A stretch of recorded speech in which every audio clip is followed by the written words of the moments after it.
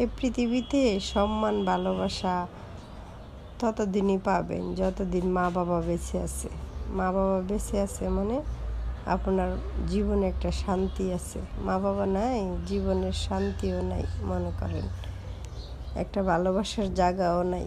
Hello guys, আসসালামু আলাইকুম। কেমন আছেন সবাই? আশা করি আল্লাহর রহমতে ভালো আছেন। এটা দেখেন লাউয়ের বিচি, তারপরে মরিচ, পেঁয়াজ, কালিজিরা একসাথে দিয়ে একটা ভর্তা বানালাম। এই যে দেখেন ভর্তাটা কত সুন্দর হয়েছে। এই ভর্তাটা যে মুখে অনেক মজার একটা রুচি নিয়ে আসে খাওয়ার জন্য। আর এখানে ধন্যপাতা ভর্তা বানালাম।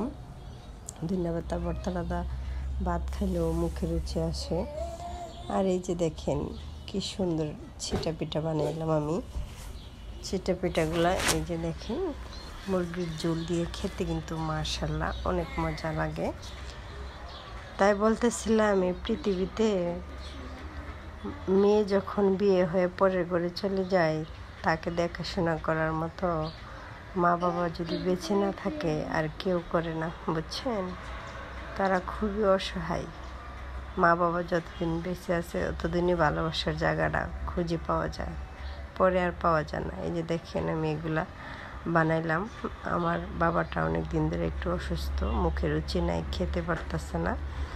তাই যেটা পছন্দ করে আমার বাবা ছিটা পিঠা পছন্দ করে। এই যে দেখেন ছিটা পিঠাগুলো কত সুন্দর করে বানাইলাম।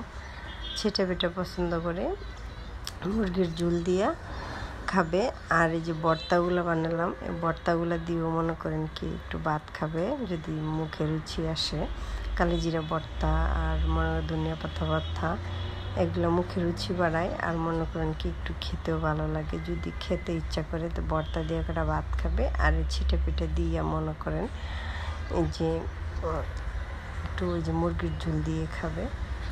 তাই বাবাটা অসুস্থ, খেতে পারে না, শুনে তো মনটা আর মানতেছে না, ভালো লাগতেছে না।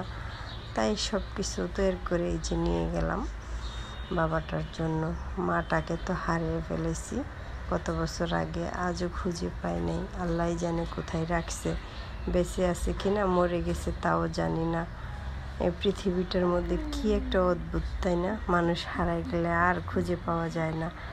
মনের ভিতরে বড় একটা হাহাকার নিয়ে বেঁচে আছি যে পৃথিবীতে মানুষের মা বাবার কাছে যাইয়া 2টা দিন থাকে, মা বেঁচে থাকে, অথবা মা মেয়েদেরকে নিয়ে আদর করে রাখে।